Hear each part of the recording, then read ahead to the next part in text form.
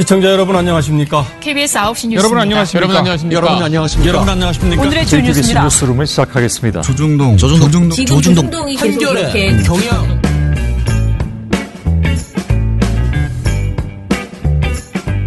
민원연의 미디어 탈곡기 318화를 시작하겠습니다. 예, 안녕하세요. 저는 민원연에서 사무처장을 맡고 있는 김원경입니다. 네, 안녕하세요. 방송 모니터 담당 활동가 임동준입니다. 유정일입니다. 네, 주말을 잘 보내셨나요? 네, 푹 집에서 에어컨을 틀어놓고 진정한 휴가를. 네, 근데 전기세가 이제 돈 버는데 뭐. 아유, 1년에 며칠이나 튼다고 우리 남편이 맨날 하는 말이야. 우리가 에어컨도 못 트나. 그래서 에어컨이 우리 고장났잖아요. 저는 진짜 정말 고생했습니다. 고생하셨네요. 진짜. 어디 가자니 정말 사무실에 나오려고 했거든요. 너무 더운 거예요. 근데 또 사무실까지 오는 것도 너무 궁상맞은 거야. 그쵸? 내가 좀 노는 날, 쉬는 날 쉬어야 될 거 아니야. 그래서 우리 집 집 근처에 있는 카페를 전전하며 네.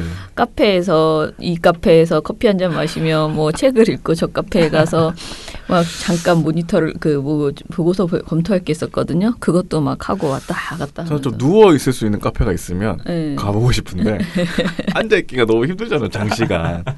아무리 앉아 있어도 한 3시간은 못 앉아 있겠더라고요. 그렇죠. 네. 딱 3시간이 한계야. 3시간 집중해서 일하고. 차리시죠, PD님. 취침 카페 이런 식으로. 제가요? 제가 돈 써서 에어컨도 지금 알겠습니다. 네. 자, 그런데 이제 쉬면서 저는 사실 5.18 저희가 오늘 제가 출장을 가요. 그래서 지금 좀 일찍 녹음을 하는 건데요.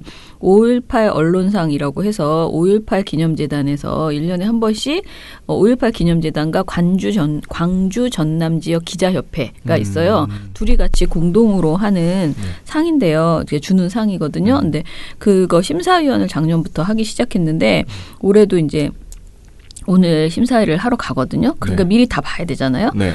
그래서 이제 보내준 자료들을 이렇게 보다 보니까 자료가 방송 원본이 온 게 아니고 다 이렇게 요약한 자기네들이 쓴 공적서 위주로만 왔거든요. 근데 그 사람들이 쓴 공적서는 다 자기가 잘했다고 써있기 때문에 당연하죠. 상을 받아야 되니까. 그래서 이제 궁금한 마음도 있고 그래서 이제 그 텔레비전으로 다 이렇게 하나하나 그러니까 이거 모니터로 하나하나 다 찾아서 이제 방송을 다큐멘터리들을 봤는데 보다 보니까 거의 나 혼자 5.18인 거지. 하루 종일 5.18만 본 거지. 근데 너무 슬프고 그러니까 올해 이렇게 좋은 작품들이 많이 나왔었구나. 그런 생각도 들고 새삼스럽게 막 분노의 감정도 생기고 굉장히 여러 가지 마음이 들었어요. 그걸 보다가 중간중간에 저는 요즘 주말에 일주일치 내가 못 본 시사 프로그램들을 한꺼번에 다 몰아서 그냥 보거든요. 와. 일부러. 왜냐하면 그걸 다 놓치면 흐름을 너무 놓치잖아요. 그래서 그거 PD수첩이랑 이런 걸 쭉 다 봐요. 이제 주중에 했는데 내가 주중에 안 봤던 것들을. 추정 60분. 네네. 그런 거를. 그것이 알고 싶다랑 이렇게 싹 봐요. 그러니까 이게 뭘 했는지 다 보고 봐야 되는 내용이면 보고 그리고 어제는 이제 제2 저널리즘 그거 하고 그 다음에 스트레이트 하고 이렇게 봤어요. 근데 이걸 쭉 보고 나니까 막 나 혼자 막 나 혼자 열사가 아니지. 열사는 좀 너무 심하고 열사 나 혼자 막 민주 인사 돼가지고 막 내가 이 인생을 어떻게 살아야 되나 막 나 혼자 세상을 바꿔야 된다. 진짜 너무 나쁜 놈들이 많잖아요. 그쵸. 진짜 시사 프로 하루 종일 보고 있으면 진짜 이놈의 세상 어떻게 살아야지 제대로 사나 그런 생각이 정신 건강에 안 좋습니다. 안 좋긴 한 것 같아요. 한 번에 몰아보기 힘듭니다. 그래서 아무튼 결론은 광주 생각보다 올해 너무 좋은 그 방송들이 많이 나와서 반가우면서도 얄밉다는 생각이 들었어요. 왜냐하면 그동안 이명박 박근혜 정부 때 진짜 안 나왔거든요. 왜 이제서야? 야, 진짜 얍삽하게 정권 바뀌었다고. 이렇게 갑자기 자기들이 광주에 관심 많았나? 막 다 광주 관련된 것들이 제법 많이 나왔어요. 그래서 이제 와서 이런 근데 것들을 만들었나. 예전에 뭐 기자들 얘기 들어보면 뭐 기자나 PD나 그 당시에는 그 아이템을 내도 못 나갔다 했다. 뭐 그런 핑계 같은 그랬을 수도 뭐, 있겠네요. 네, 그런 게 있더라고요. 위에서 이거 안 나가겠다. 위에서 잘라버리면 어떻게 나갈 그러니까 수가 뭐 없죠. 취재 자체가 안 되고 해봤자 뭐 안 되니까 안 했다 이런 식으로. 그러니까 뭐 그렇게도 볼 수 있는데 네. 그런데 한편으로는 그러니까 김인정 기자나 이런 그 광주 보도 이런 거 있잖아요. 그런 거는 사실은 프로젝트를 하는 거기 1년에 한 번 하는 거기 때문에 사실은 밀어붙이면 그러니까 의지를 갖고 밀어붙이면 또 할 수도 있었거든요. 그런데 회피하는 거죠. 이제 그런 불편한 것들을 안 하려고 하는 거고, 그리고 뭐 할 게 뭐가 있겠어. 이제 와서 광주가 뭐 이런 생각들을 많이 하는 것 같은데 네. 이번에 밝혀진 내용들을 이제 보면은 새롭게 이게 해도 오히려 지금 아직 시작도 못했다라는 생각이 드는 그런 내용들이 많았기 때문에 아무튼 되게 저는 얄미우면서 고마운 그런 기자와 PD들의 모습을 많이 봤습니다. 자, 그러면 오늘은 미디어 스크랩을 하나 해보고 지나가려고 하는데요. 사실 이 주제는 미디어 스크랩으로 할 만한 내용은 아니고 민원연 주성치에서 좀 깊게 따져봐야지 될 내용이에요. 바로 지상파 중간 광고 문제입니다. 저희는 지상파 중간 광고를 반대하는 단체입니다. 기본적으로 저희는 중간 광고가 시청자의 시청권을 방해한다. 그리고 저희는 이미 충분히 광고를 하고 있다. 광고를 보고 있다라고 생각하기 때문에 중간 광고까지 이렇게 늘릴 필요가 있는가에 대해서 늘 반대를 해왔어요. 그런데 이제 중간 광고라는 게 유료 방송들에서 그러니까 TVN이나 이런 데서 먼저 시작을 했죠. 뭐 JTBC나 종편 같은 데서도 예. 하고요. 근데 이제 처음에 아무튼 TVN 이런 데서 할 때 저희가 그때도 너무 불편하다. 영화 보는데 중간에 툭 꺼지고 맞아요. 드라마 보는데 쭉 꺼지고 막 이런 거 너무 불편하다 했는데 종편이 이제 출범하면서 종편에게는 그걸 또 허용해 줬잖아요. 종편은 신났죠. 그런데 그래가지고 예. 사실 중간 광고를 하니까 진짜 좀 짜증이 나더라고요. 그렇죠. 네, 중요한 순간을 딱 해가지고 네. 그 중간에 부분에서 딱 끊죠. 그 뭐 JTBC 어제 뭐죠? 히든싱어. 그런 그런 거. 것은 슈퍼스타 뭐냐 슈퍼스타 K가 거기 가장. 그때 진짜 미쳐버린 하루 종일 하잖아. 무슨 방송을 막 3시간 동안 하면서 중간 광고를 중요한 순간에 계속 1분 후에 찾아왔겠습니다. 이거. 광고 3개 보고 다시. 네. 그러니까. 참. 그래서 우리가 그게 되게 불편하다. 우리한테는 네. 안 좋다라고 얘기를 했는데 게다가 솔직히 그 방송들이 다 유료 방송이잖아요. 우리가 그 방송을 볼 때 애초에 케이블 TV에 돈을 내고 그 방송에 가입해서 보는 거잖아요. 방송을 시청한 시청권은 우린 산 건데 무료도 아닌데 중간 광고가 들어가 있었어요. 그런데 그거는 뭐 어쩔 수 없다 해서 지나가고 지고 종편에 도입될 때도 저희가 이건 안 된다 했는데 당연히 특혜로 줬죠. 근데 이제 와서 전체 중간 광고를 줄일 생각을 하지 못하고 방통위가 이제 와서 지상파까지 줘야 된다. 왜냐하면 지상파가 살기 힘들다라는 이제 결론을 내렸습니다. 거의 결론까지 온 것 같아요. 왜냐하면은 지금 국회 과학기술방송통신위원회 전체 회의에서 지상파 중간 광고 필요성에 대해서 이야기를 했고요. 이 자리에서 그러니까 25일 날 국회에서 이호성 방통위원장이 허용 의지를 밝혔습니다.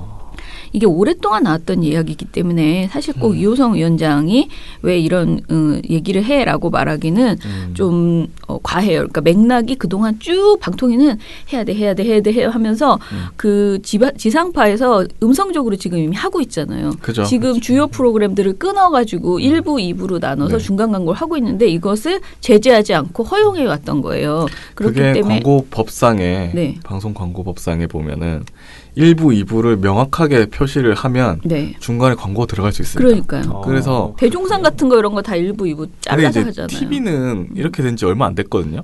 라디오는 옛날부터 이렇게 했어요. 그렇죠. 1시간짜리를 네.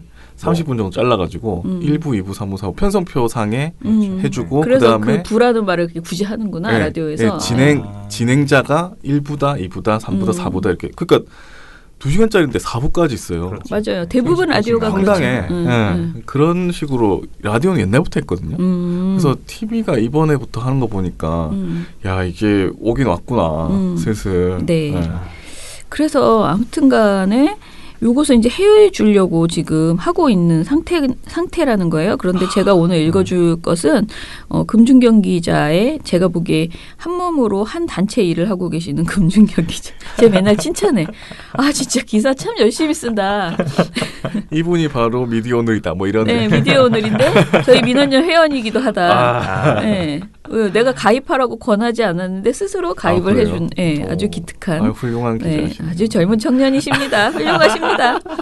저는 이 친구가 왜 좋냐면은 아이템을 참 잘 잡는 것 같아요. 그러니까 시민단체가 제기해야 될 그런 아이템을 이 친구가 먼저 잡아서 보도하는 경우들이 많은데 네. 그게 사실은 굉장히 촉이 좋은 거잖아요. 그래서 저는 참 칭찬하는 그런 기자입니다.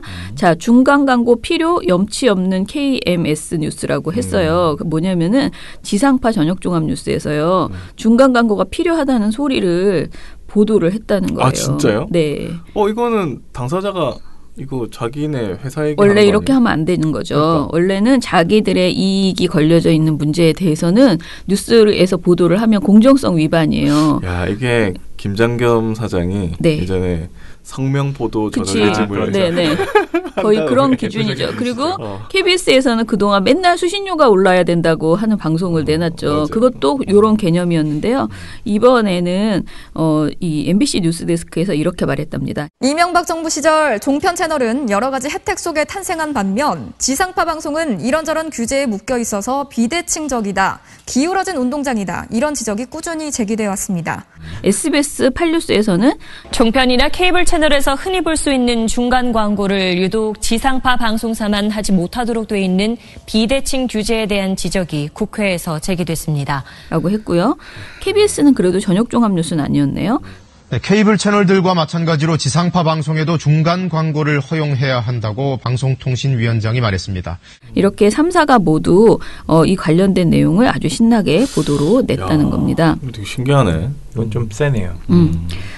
신기하지도 않고 세지도 않고 이들은 너무 행복한 거지. 아니, 그냥 드디어 이제 풀리나? 아니 행복해도 그냥 조용히 좋아 이러고 있으면 되는데 굳이 그걸 보도로 만들어서 한다는 거는 그러니까요. 야 이제 할 거야라는 거랑 다름 없지 않나요? 시청자에게 당위성을 설명을 하는 거죠. 네.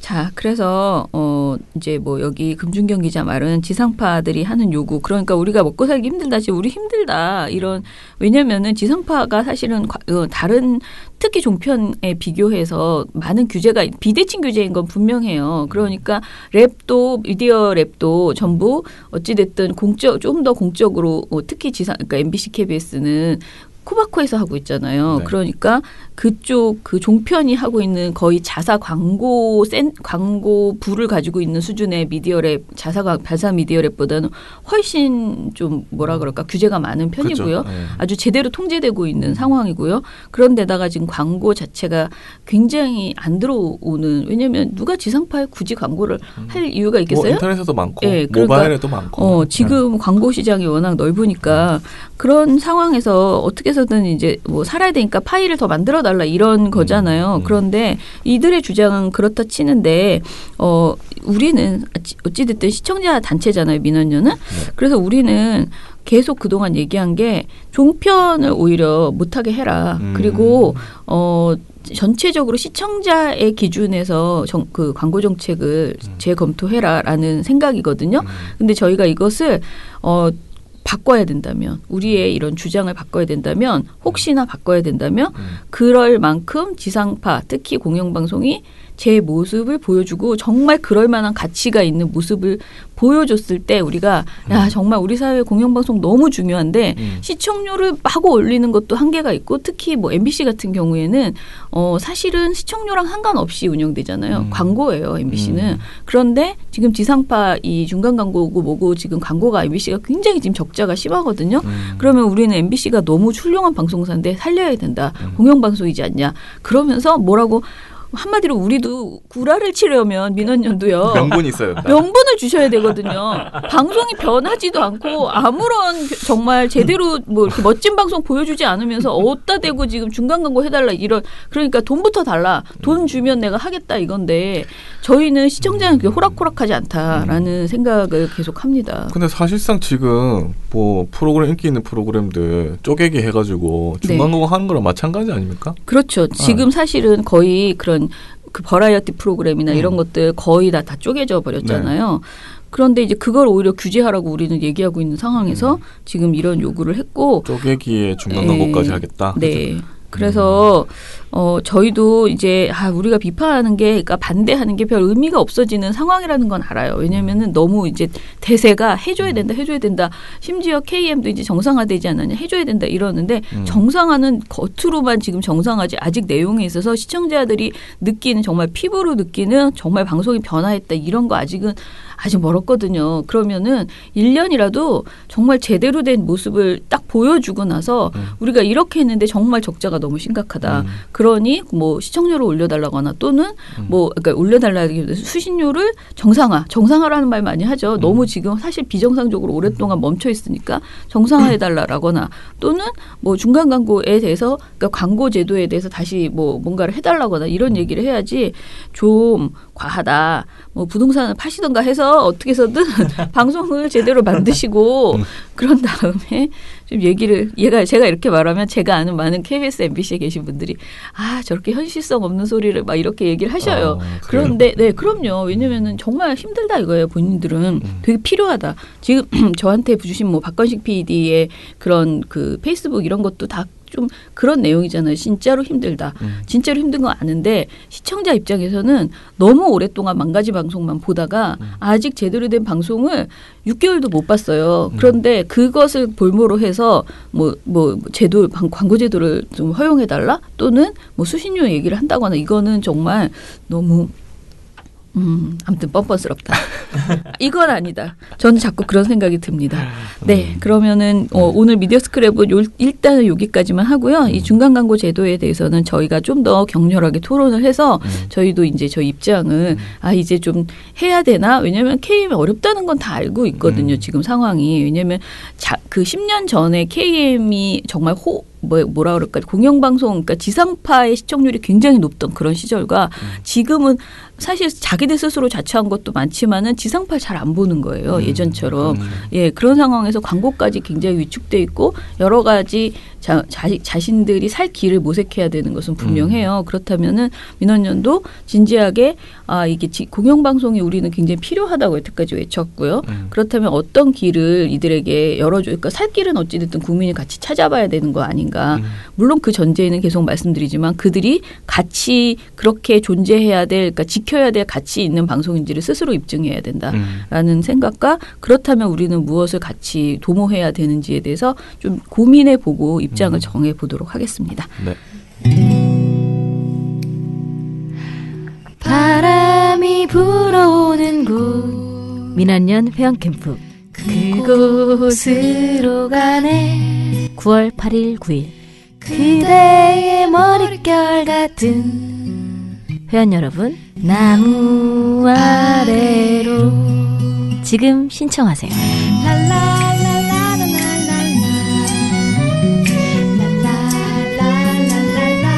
같이 가자 회원 캠프.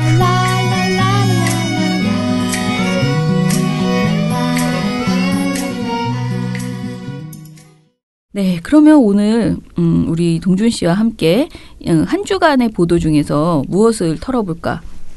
주제 설명해 보시죠. 네, 사실 지난주에 가장 뜨거웠던 주제는 다 털었죠, 우리가. 지난주 수요일에 이미 미디어 탈곡기를 통해서 전해드렸습니다. 그래서 또 그것보다 지금 조금 더 뜨거운 주제는 저희가 또 모니터 팀이 준비 중에 있고요. 네. 지난주 방송 보도 중에 나쁜 보도인데 그냥 지나치기 아까운 그런 내용을 한번 가져와 봤습니다. 네. 주제부터 설명을 해드리면요. 네. 24일 이제 국회 국방위에 국방부가 현안 보고를 했습니다. 네. 현안 보고 내용 중에는 많은 분들이 관심을 가지셨던 기무사 문건과 관련된 내용도 있었고요. 그 내용은 저희가 지금 준비 중에 있고 네. 그 내용 말고 다른 내용이 하나가 더 있었습니다. 이제 국방부가 발표를 한 내용 중에 비무장지대 내 감시초소 병력과 장비를 시범 철수하겠다라는 내용이 있었어요. 이게 굉장히 어떻게 보면 의미가 깊은 그러네요. 내용이죠. 그래서 사실 이게 막상 그냥 들으시기에는 이게 무슨 의미가 있을까? 그냥 뭐 초소 철수하는 게 무슨 의미가 있을까라고 생각하실 수 있는데 그냥 되게 커 보이는데요, 저는. 그런가요?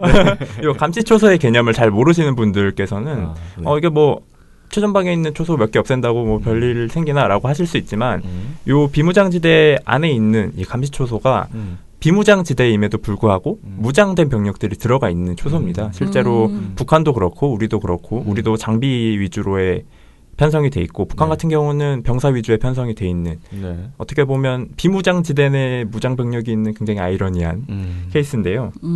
요거를 철수하는 것이 어떤 의미가 있을까를 좀 설명을 드리면 일단 기본적으로 국방부가 설명한 내용은 지난 4월에 열렸던 남북 정상회담에서 발표한 판문점 선언을 준수하겠다라는 것입니다. 판문점 선언 내용을 보면 이 남과 북은 한반도에서 첨예한 군사적 긴장 상태를 완화하고 전쟁 위험을 실질적으로 해소하기 위하여 공동으로 노력해 나갈 것이다.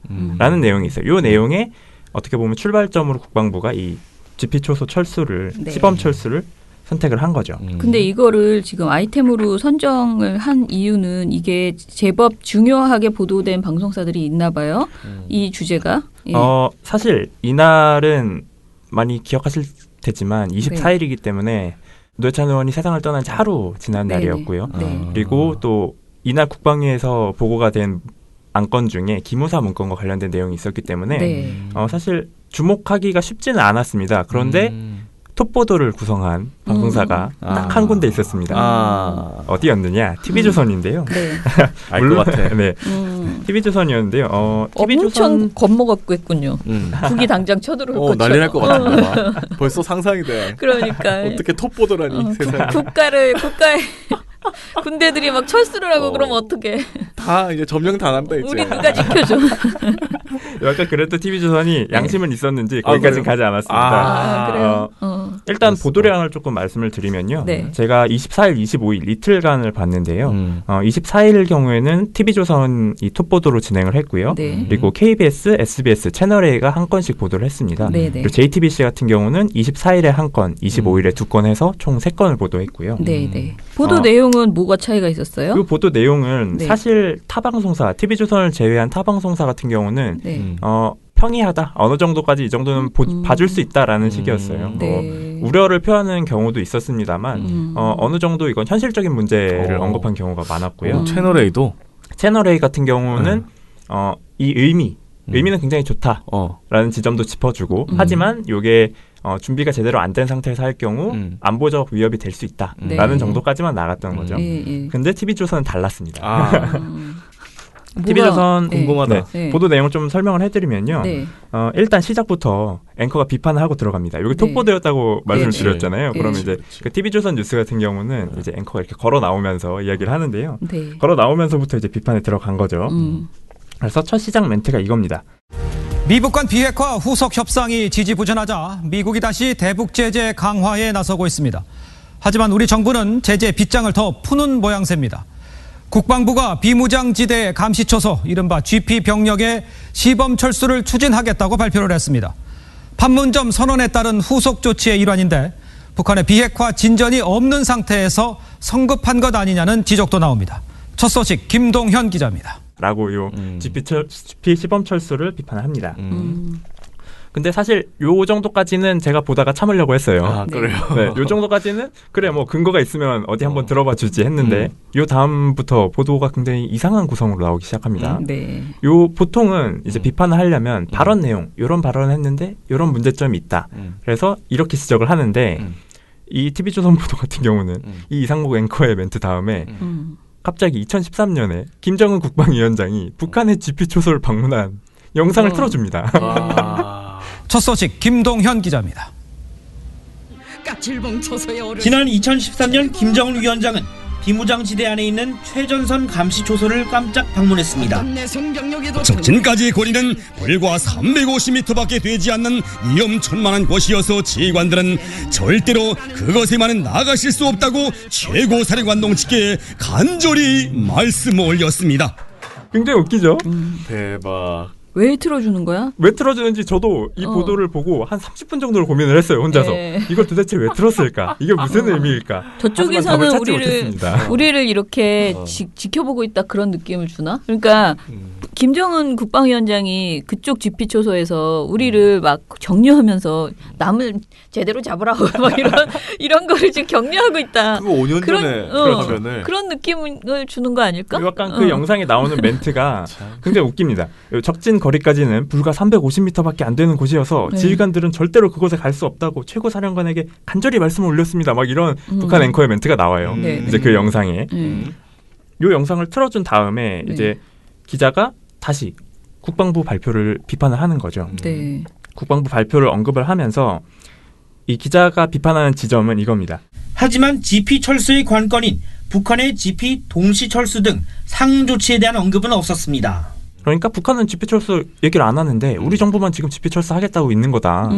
이렇게 되면 안보 위협이 된다. 이렇게 하면서 비판을 하는 거죠. 네. 근데 그러면 북한의 GP 철수가 정말 언급이 안 됐는지 그리고 네. 국방부도 네. 이 내용에 대해서 논의를 하지 않은 것인지에 네. 대한 취재 보도가 있어야 되잖아요. 네, 네. 그런데 그 얘기는 안 나오고 갑자기 다른 얘기가 나옵니다. 무슨 얘기를 하느냐.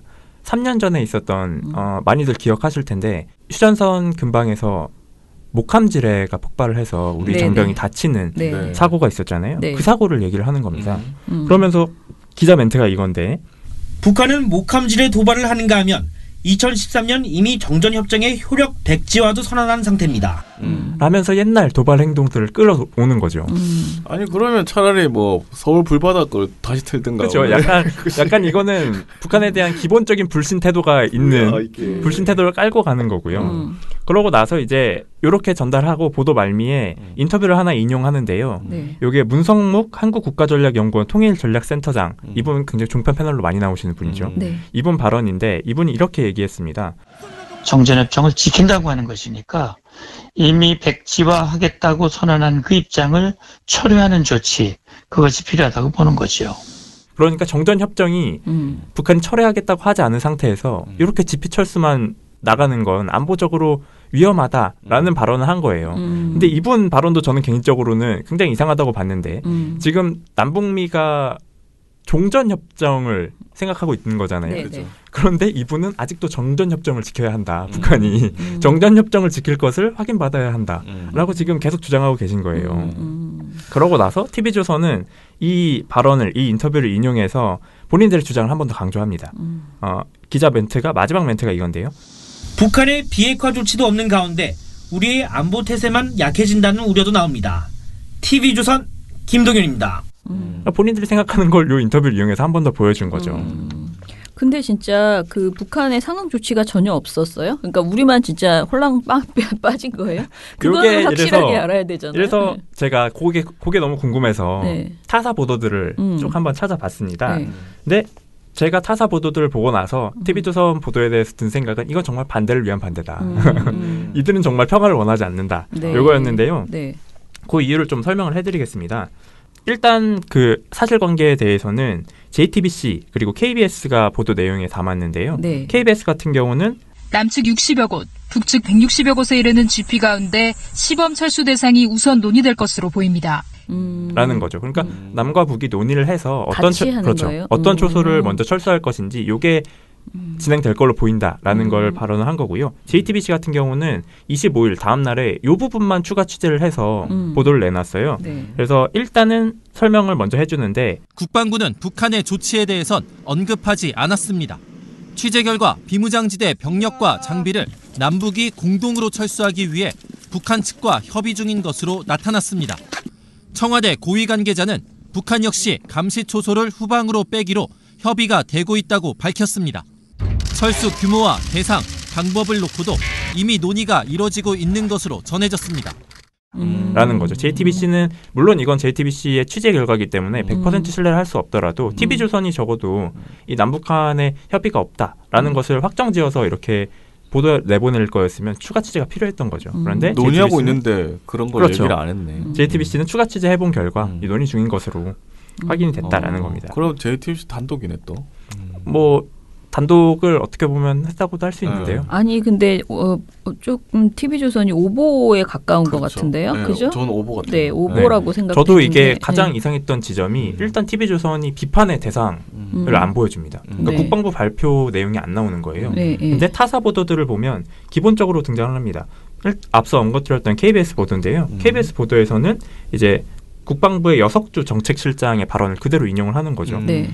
DMZ 내 GP 철수, 서해 NLL 일대 평화 수역화 등을 단계적으로 추진하되 남북 군사당국 간 회담을 체계화 정례화하여 그리고 이 발언 같은 경우는 SBS나 채널A 같은 경우도 그대로 인용을 했어요. 네. 그리고 JTBC 같은 경우는 인용을 하진 않았지만 기자가 리포트로 이렇게 설명을 해서 풀어줬습니다. 네. 그러니까 어떻게 보면 비판을 하더라도 앞에 내용을 정확하게 설명을 해주고 그러니까 그 뒷내용을 비판을 한 거죠. 국방부 공식 뭐 브리핑이라든지 그렇죠. 뭐 자료라든지 이런 걸 얘기를 해주고 하는데 원래. 네.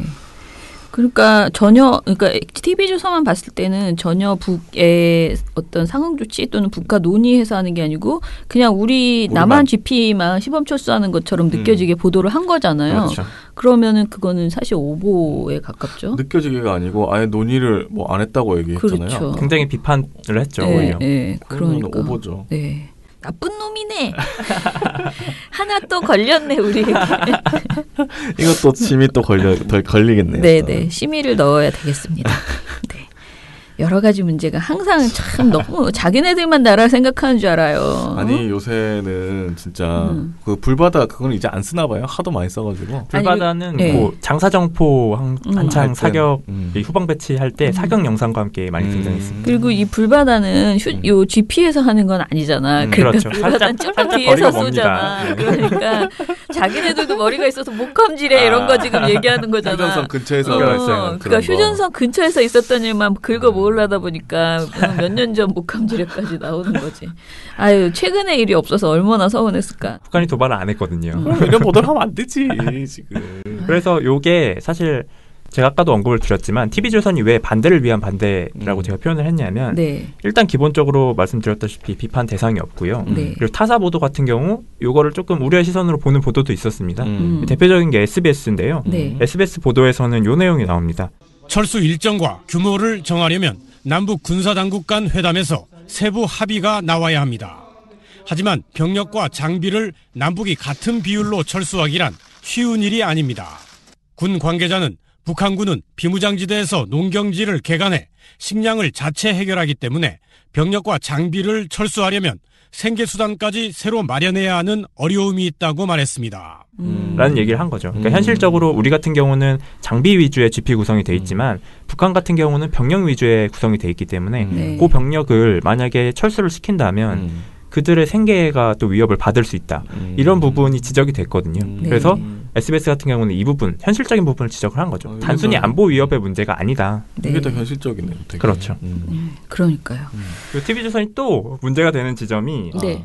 TV조선은 일단 굉장히 비판적으로 이 문제를 봤잖아요. 네. 좀 저는 이 목함지뢰를 언급한 게 굉장히 기분이 나빴는데 목함지뢰 사실 사건이 요 GP 근처에서 나긴 했지만 어쨌거나 이 GP 초소를 들어가기 위해서 이 철장을 열고 들어가다가 사고가 난 거거든요. 그러니까 기본적으로 이 GP 시범 철수가 잘 진행이 돼서 북한과 협의를 논의를 한 다음에 이 국방부 같은 경우는 시범 철수가 잘 되면 전면 철수 방안도 고려를 하고 있다고 발표를 했거든요. 네. 그래서 저 같은 경우는 이런 사고가 다시 나지 않으려면 TV조선이 이렇게 비판적으로 볼 게 아니라 이 문제점들을 잘 해결해 나갈 수 있게 네.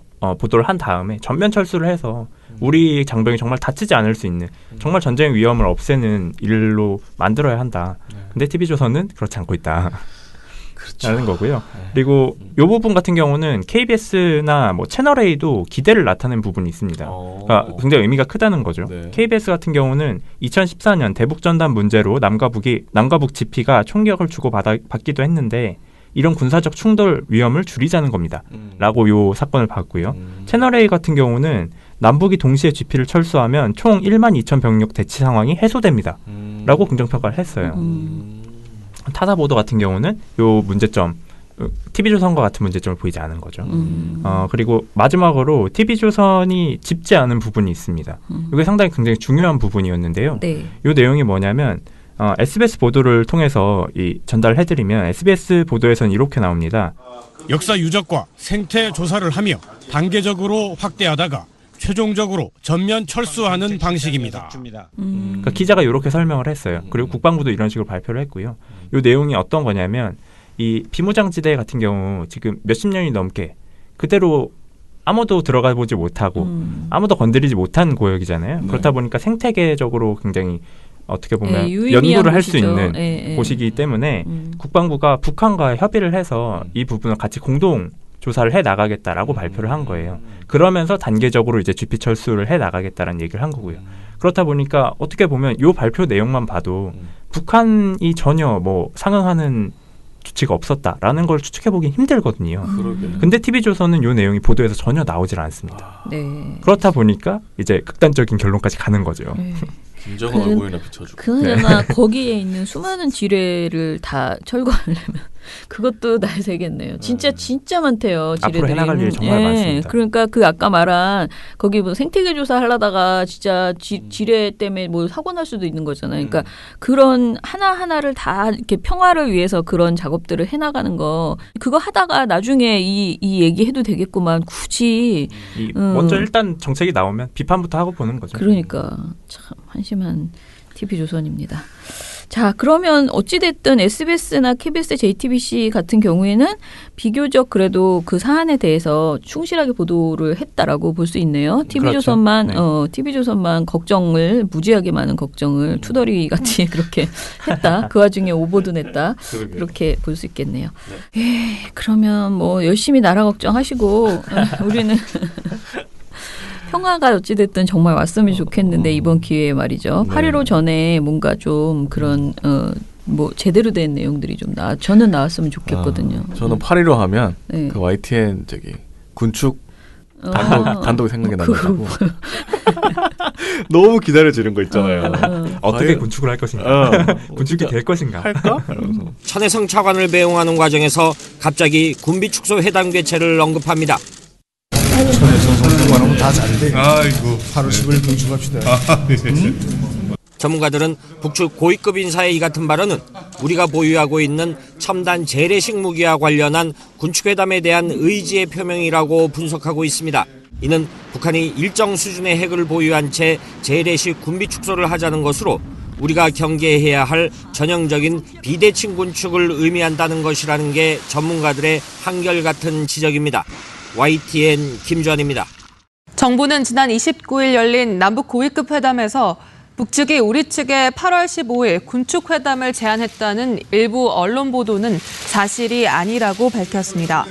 통일부는 보도 해명 자료를 내고 북측 수석대표 리선권 조국평화통일위원회 위원장이 우리 측 회담 대표단을 배웅하면서 8월 15일이 생일이라는 천혜성 통일부 차관에게 8월 15일에는 경축합시다라고 말한 사실이 있다고 설명했습니다.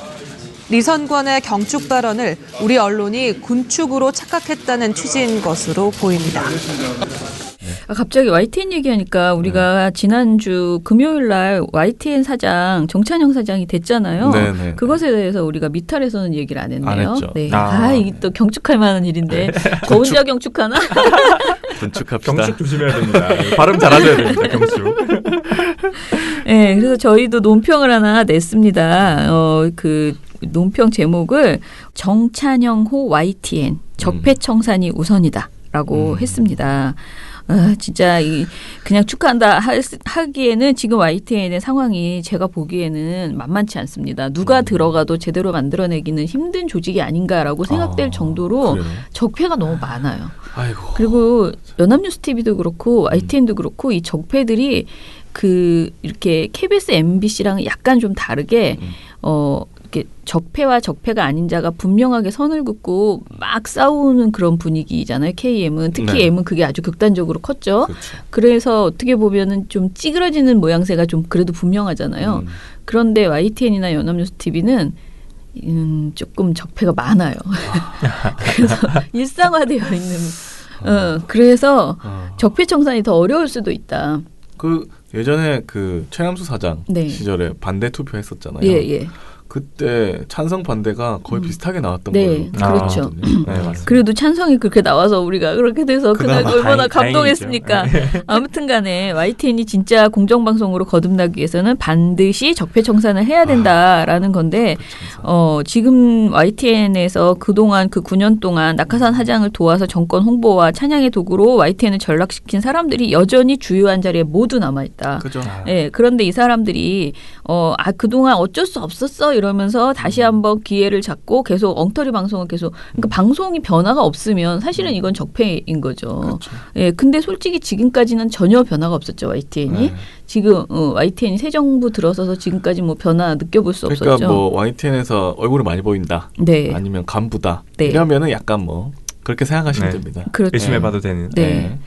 그리고 뭐 사실 그동안에 우리가 최근에 이야기했던 뭐 그런 거 있잖아요. 이건희 그 회장 성매매 영상 제보자들을 삼성과 연결시켰다는 의혹을 받은 간부가 있었죠. 네. 뭐 여러 가지 지금 적폐들이 뭐 곳곳에 뭐 그 뭐라 그러죠? 장충기 문자에 등장하는 그런 사람들도 있고 여러 가지 문제가 있습니다. 그래서 이 모든 사람들을 다 어떻게 해서든 정리를 해야 되는데 정찬현 사장이 또 마음이 또 참 뭐라 그러게 순딩순딩 하신 분이잖아요. 그래서 그러나 정말 적절한 사람을 그러니까 약간 웃으면서도 사람을 탁 찌르는 그런 재주가 있는 분이시기 때문에 저는 덕과 그러니까 우리가 말하는 지장과 덕장의 그 두 가지를 다 겸비하신 분이기 때문에 잘 아우르면서 그러나 냉정하게 해야 될 것은 하는 그러니까 사람을 결국은 누군가를 잘라내야 되는 적폐를 청산하자는 것은 냉정하게 말하면 누군가를 자르라는 소리거든요. 근데 적폐가 거의 반인데. 어떻게 해서든 뭐라 그래 다 자를 수는 없겠죠. 그러니까 어떻게 해서든 좋은 방송을 만들어내는 사람으로 개조해야 되는 것이겠죠. 일단은 윗분들 있잖아요. 정말 그동안에 그 어떻게 보면 방송사를 자신의 출세의 도구로만 생각하고 방송이 망가지는 거, 공정방송이 망가지는 것을 뭐 이렇게 방치하거나 거의 이렇게 도모하면서 갔던 사람들, 이런 사람들은 저는 분명히 좀 속아내야 된다라는 생각이 들고요. 그래서 좀 잘했으면 좋겠다. 그래서 주말에 박진수 지부장 페이스북 보셨어요? 막 무슨 하이킹 같은 거 가셨더라고. 더워 죽겠는데 자전거 타고 그러면서 너무 좋다고. 글이 너무 웃긴 거야. 유쾌한 거야. 막 행복해요. 정말 호빵맨처럼 기분이 막 행복한 표정으로 이제 노조도 끝내고 노조 얼마나 오래 했습니까? 근데 노조도 이제 끝나고 뭐 이렇게 하겠다라고 하면서 너무 행복한 표정으로 웃고 계시던데 그걸 보니까 뭐 저희가 도와준 건 별로 없지만 그래도 언론운동 하는 사람 입장에서는 보람 있다라는 생각도 아무튼 들었어요. 참 오랫동안 우리가 노종면 기자 저는 2008년 노종면 기자가 해임될 때 그때 이제 저희가 굉장히 열심히 같이 싸웠었거든요. 그때부터 지금까지 지금 복직됐다 하더라도 복직 이후에도 계속 진짜 마음고생이 엄청났잖아요. 저 TV에서 본 적이 없는 것 같은데. 네, 그러니까 이제 제발 이제서야 제대로 된 방송을 만드는 모습을 좀 보여줬으면 좋겠다. YTN 진짜 맨날 우리한테는 나쁜 걸로만 지적되고 있는데 좋은 방송으로 좀 찾아뵀으니까 우리한테 왔으면 좋겠다. 그런 생각을 해봅니다.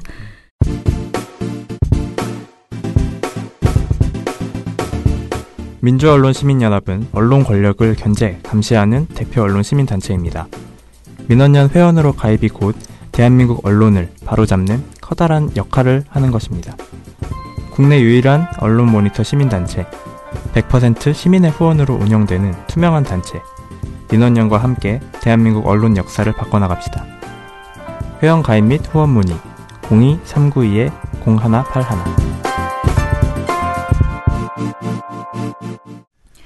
미령곰탱님, 금요일부터 일요일까지 방송 잘 들었습니다. 기무사의 계엄령 관련은 들으면 들을수록 소름이군요.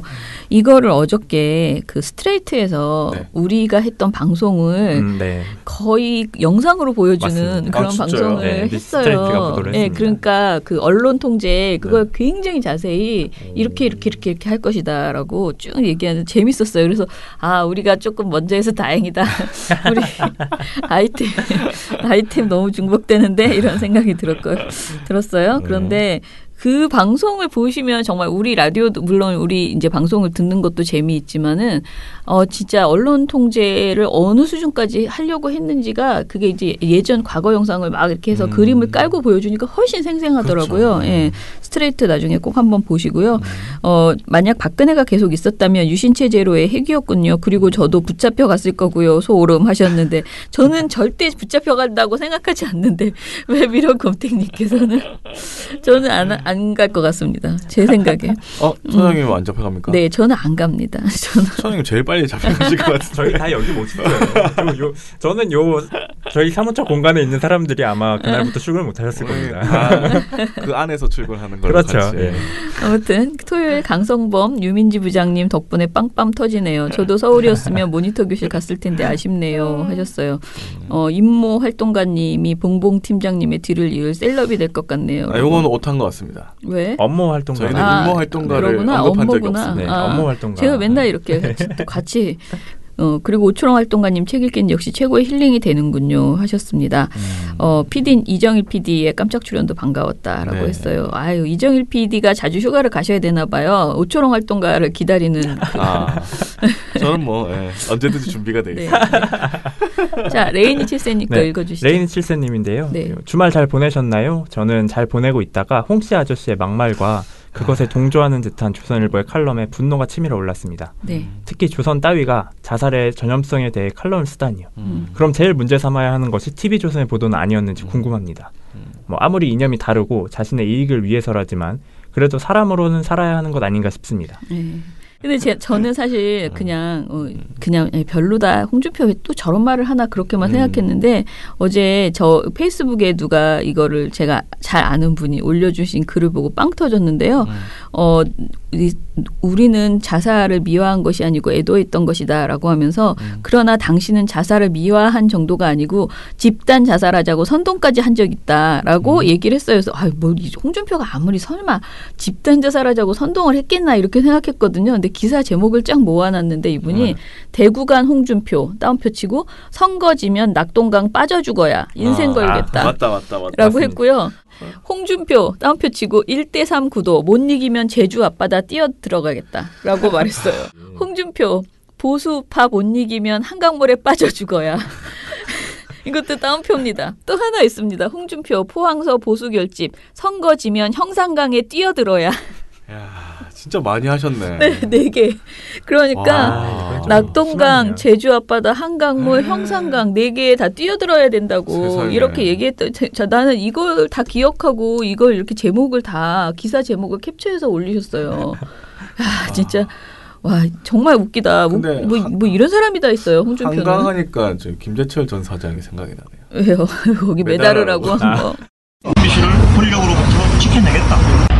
제가 약속을 지키지 못하면 우리 사원들이 한강에 저를 매달아서 버리세요. 강에다가 매달라. 그래도 매다는 건 괜찮지. 그래도 매달았다 다시 끊을 수는 있지. 이거 참 이 사람 정말 말을 너무 나쁜 말을 많이 했네.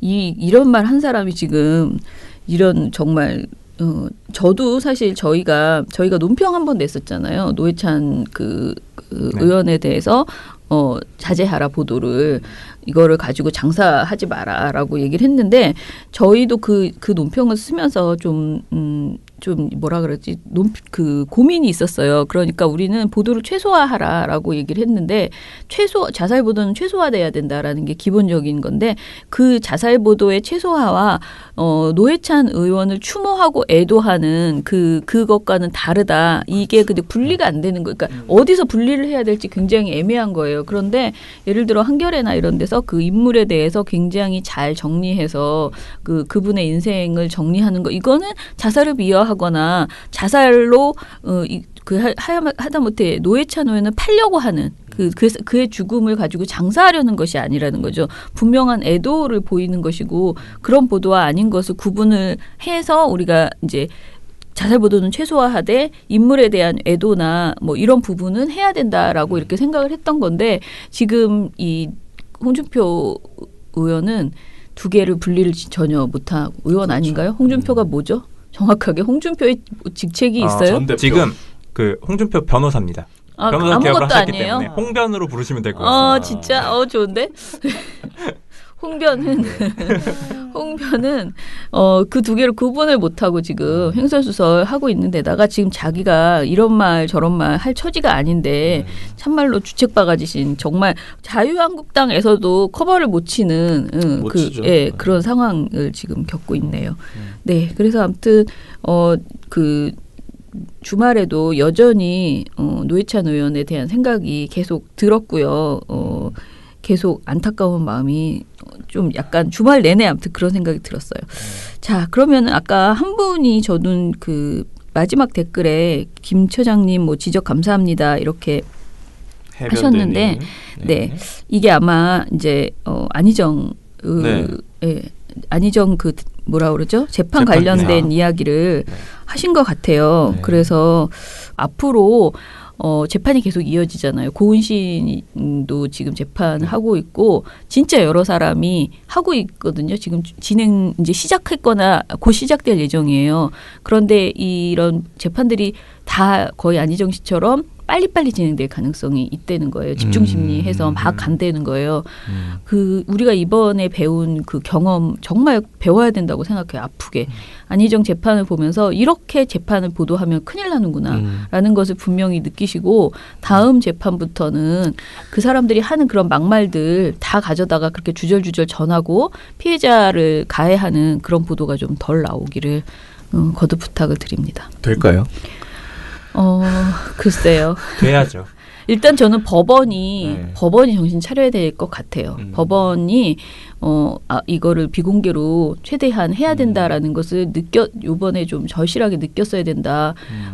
이게 뭐 본인이 안희정 씨가 그 사람은 어찌됐든 피의자고요. 피의자가 주장하는 난 공개하고 싶다라고 해서 다 공개될 수 있는 거는 분명 아니라고 생각하거든요. 그러니까 우리가 그거 있잖아요. 국민 참여 재판 같은 거 신청하는 것도요. 이게 그럴 만한 사안인지 아닌지 판단하잖아요. 그것처럼 그 피해자가 비공개를 요청하면 비공개해야 되는 분명한 사안이라고 생각을 해서요. 이제부터는 조금 더 그런 쪽에 면밀하게 그리고 요청하지 않는다 하더라도 법원이 재판이 과열돼서 2차 피해가 발생할 것으로 보이면은 좀 그것을 좀 정리하고 그리고 언론사에서도 그 부분에 대해서 좀 자정이 필요하다라는 생각이 거듭 들어요. 제 예상은 그냥 개인적인 예상은 전혀. 저도 진짜 걱정인 게 이윤택은 정말 그 상황에 대한 묘사가 되게 많이 나올 거란 말이에요. 그렇죠. 그 성폭행 상황에 대한 묘사. 그러면 언론사들이 엄청 그걸 흥미 위주로 또 써댈 거예요. 그게 정말 걱정이에요. 피해자들이 증언의 내용에 있어서 부적절한 내용이 그냥 다 그래서 언론이 굉장히 뭐랄까 성폭력을 성애화하는 그런 보도들이 늘어날 것 같아서 아무튼 간에 잘해봅시다 언론. 제발 좀 그만 팔아 잡수십시오.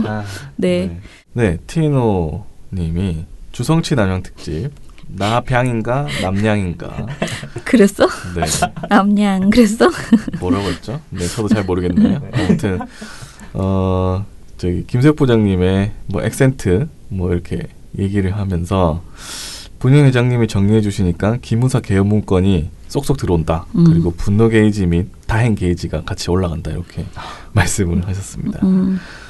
그리고 왜 언론이 잘 안 다루는가에 대해서는 우선은 기자들이 안 읽어봤다의 한 표, 두 번째는 이미 장악당했다의 한 표, 뭐 이렇게 하셨습니다.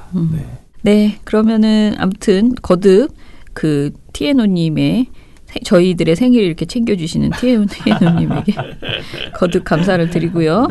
네, 그러면은 오늘 방송은 이것으로 마무리할게요. 저희 내일은 신문 모니터 하는 갑자기 또 생각 안 났어. 엄제의 활동가. 나 왜 이렇게 맨날 엄이 생각 안 나. 업무 활동가. 네. 내일은 앵커를 생각하시면 되지 않을까. 자. 내일은 저희 신문 모니터하는 업무 활동가와 함께 이야기 털어보겠습니다. 민원연의 미디어 탈곡기는 내일도 열심히 털어드리겠습니다. 탈탈탈. 안녕. 업무 활동가가 더 입에 착 붙네.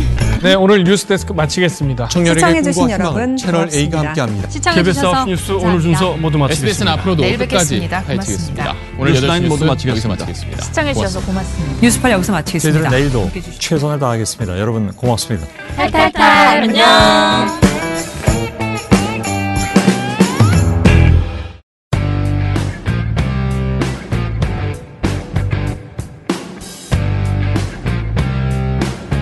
왜 시민단체와 진보 언론은 아직도 조중동이냐고 뇌까리는 언론학자들이 있다. 최저임금 케이스를 보라. 자영업자들 부추기는 보도를 보라. 세월호 참사 재판 결과 보도를 보라. 부동산 관련 보도를 보라. 재벌 감싸기 보도를 보라. 한국의 경제 상황을 과장하는 보도를 보라. 일본 경제, 아베 정부를 칭송하며 규제 완화, 법인세 인하, 정부 비판으로 이끌어가는 저 끈질김을 보라. 끝까지 한반도 평화에 어깃장을 놓고야 말겠다는 뜨거운 전의를 보라. 노회찬 의원의 죽음에 대한 비하와 조롱의 뉘앙스를 보라. 왜 아직도 조중동이냐고? 박근혜가 1년 전쯤 청와대에 있었다. 한국민은 이명박에 당하고 또 박근혜를 뽑았다. 왜 아직도 조중동이냐고? 한가한 소리들 하고 있다.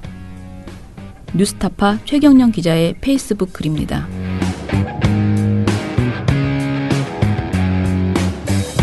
여기 조중동의 대표 저격수 민주언론시민연합이 있습니다. 민언연의 회원이 되어주세요. 조중동을, 그 종편을 철저히 감시하고 견제하겠습니다. 민언연의 회원이 되는 순간 회원 역시 조중동의 저격수가 되는 것입니다. 문의 전화는 02-392-0181입니다.